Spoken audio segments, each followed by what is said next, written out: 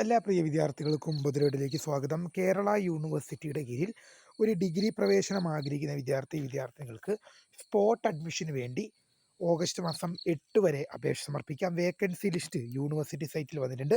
വിശദമായ അപ്ഡേറ്റിലേക്ക് തന്നെ കിടക്കാം. ആദ്യമായി ടീച്ചർ കാണുന്ന വിദ്യാർത്ഥിനികൾ തീർച്ചയായും മറക്കണ്ട സബ്സ്ക്രൈബ് ചെയ്ത് കൂടെ പറയാൻ പ്രത്യേകം ശ്രദ്ധിക്കുക. സബ്സ്ക്രൈബ് ചെയ്യുന്ന നോട്ടിഫിക്കേഷൻ ബെല്ലിലുള്ള ഓപ്ഷൻ എനേബിൾ ചെയ്യുക.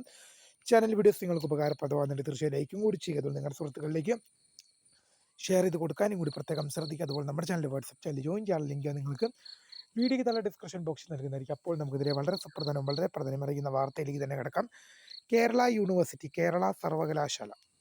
യൂണിവേഴ്സിറ്റിയുടെ കീഴിൽ ഒരു ഡിഗ്രി പ്രവേശനം ആഗ്രഹിക്കുന്ന വിദ്യാർത്ഥിനികൾക്ക് വേണ്ടി സ്പോട്ട് അഡ്മിഷനുള്ള അപേക്ഷകൾ ക്ഷണിച്ചു. ഇതുവരെ അപേക്ഷ സമർപ്പിച്ചിട്ടും അലോട്ട്മെൻറ്റ് ലഭിക്കാത്ത വിദ്യാർത്ഥികളെ ഉദ്ദേശിച്ചാണ് പ്രധാനമായും Kerala university spot admission call for ചെയ്തിരിക്കുന്നത്. ഓഗസ്റ്റ് മാസം 8 വരെയാണ് പ്രിയ വിദ്യാർത്ഥിനികൾക്ക് അപേക്ഷ സമർപ്പിക്കാൻ സാധിക്കുക.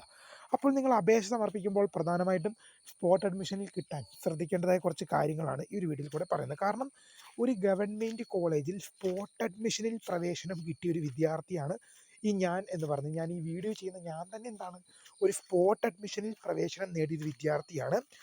പക്ഷേ നിങ്ങൾ കേരള യൂണിവേഴ്സിറ്റി, ഞാൻ കണ്ണൂർ യൂണിവേഴ്സിറ്റി, ആ ഒരു വ്യത്യാസം മാത്രമേ ഉള്ളൂ. സ്പോട്ട് അഡ്മിഷനിൽ അലോട്ട്മെൻറ്റ് കിട്ടാൻ ശ്രദ്ധിക്കേണ്ടതായ പ്രധാനപ്പെട്ട കാര്യങ്ങളെക്കുറിച്ചാണ് ഇനി ഈ വീഡിയോയിൽ പറയാനുള്ളത്. വേക്കൻസി ലിസ്റ്റ്, ഒന്നാമത്തെ കാര്യം എന്ന് പറയുന്നത് വേക്കൻസി ലിസ്റ്റിനെ കുറിച്ചാണ്. വേക്കൻസി ലിസ്റ്റ് പ്രകാരം നിങ്ങൾക്ക് ഇഷ്ടപ്പെടുന്ന കോളേജും ഇഷ്ടപ്പെടുന്ന കോഴ്സും കൊടുക്കുക. ആദ്യം വേക്കൻസി ലിസ്റ്റ് പരിശോധിക്കുക. ശേഷം നിങ്ങൾക്ക് ആകുന്ന കോളേജും പോകാനാകുന്ന കോഴ്സും നിർബന്ധമായും തിരഞ്ഞെടുത്ത് കൊടുക്കേണ്ടതാണെന്നുള്ളത് പ്രധാനമായും ശ്രദ്ധിക്കേണ്ടതാണ്. പ്രിയ വിദ്യാർത്ഥികൾ, ഒരു കാര്യം ശ്രദ്ധിക്കേണ്ടത്, ഇപ്പോൾ കോളേജും കോഴ്സും തിരഞ്ഞെടുക്കുമ്പോൾ വളരെ ശ്രദ്ധിച്ച് തിരഞ്ഞെടുക്കുക. പിന്നീട് ഇവ മാറ്റുവാനുള്ള സൗകര്യം ഉണ്ടായിരിക്കുന്നതല്ല. പിന്നീട് നിങ്ങളുടെ 3 വർഷം അല്ലെങ്കിൽ 4 വർഷം നിങ്ങൾ പഠനം നടത്തേണ്ട കോളേജും പഠനം നടത്തേണ്ട കോഴ്സും അതാണ് എന്നുള്ളത് പ്രധാനമായും ശ്രദ്ധ പതിപ്പിക്കേണ്ട ഒരു വിഷയം തന്നെയാണ്. അതായത് നിങ്ങൾക്ക്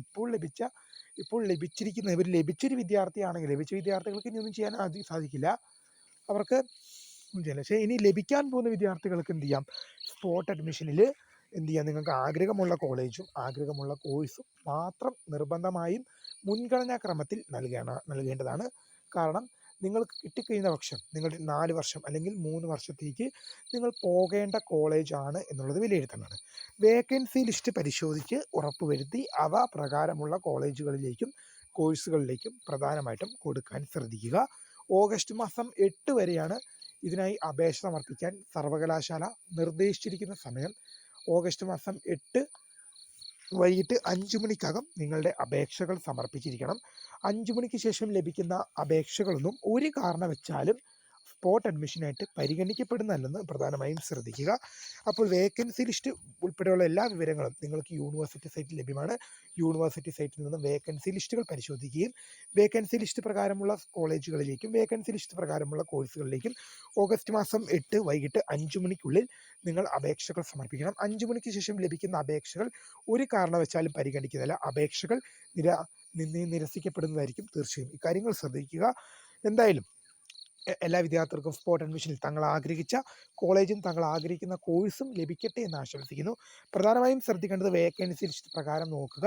നിങ്ങൾക്ക് പോകാൻ താല്പര്യപ്പെടുന്ന കോളേജ്, പോകാൻ താല്പര്യപ്പെടുന്ന കോഴ്സ് മാത്രം കൊടുക്കുക. അല്ലെങ്കിൽ എവിടെയെങ്കിലും ഒന്ന് കിട്ടിക്കോട്ടെ, ഏതെങ്കിലും ഒന്ന് കിട്ടിയാൽ മതി എന്ന് പറഞ്ഞ് കൊടുത്തു കഴിഞ്ഞാൽ പിന്നീട് അതിൻ്റെ ഭവിഷ്യത്ത് നിങ്ങൾ തന്നെ അനുഭവിക്കേണ്ടി വരും. കാരണം എന്ന് പറയുന്നത്, പിന്നീട് നിങ്ങൾ ഏതെങ്കിലും ഒന്ന് കിട്ടിയാൽ മതി എന്ന് എഴുതി കൊടുത്തു കഴിഞ്ഞാൽ നിങ്ങൾക്ക് ഏതെങ്കിലുമൊക്കെ കിട്ടും. പക്ഷേ നിങ്ങൾക്ക് നിങ്ങളുടെ മനസ്സ് പൊരുത്തപ്പെടുന്നതല്ലാത്തൊരു വിഷയമാണ് നിങ്ങൾക്ക് കിട്ടുന്നതെങ്കിൽ പിന്നീട് നിങ്ങൾക്കത് പഠിക്കാൻ പറ്റാതെ വരികയും പിന്നീട് ബുദ്ധിമുട്ടാകുകയും ചിലപ്പോൾ ഡ്രോപ്പ് ഔട്ട്, അത് നിർത്തിപ്പോകുന്നൊരു സാഹചര്യം തന്നെ ഉണ്ടാകേണ്ടി വരും. അതുകൊണ്ട് തന്നെ എടുക്കുമ്പോൾ തന്നെ നമുക്ക് പറ്റുന്ന കോഴ്സ് എടുക്കുക എന്നുള്ളതാണ് പ്രധാനമായും ശ്രദ്ധിക്കേണ്ടത്.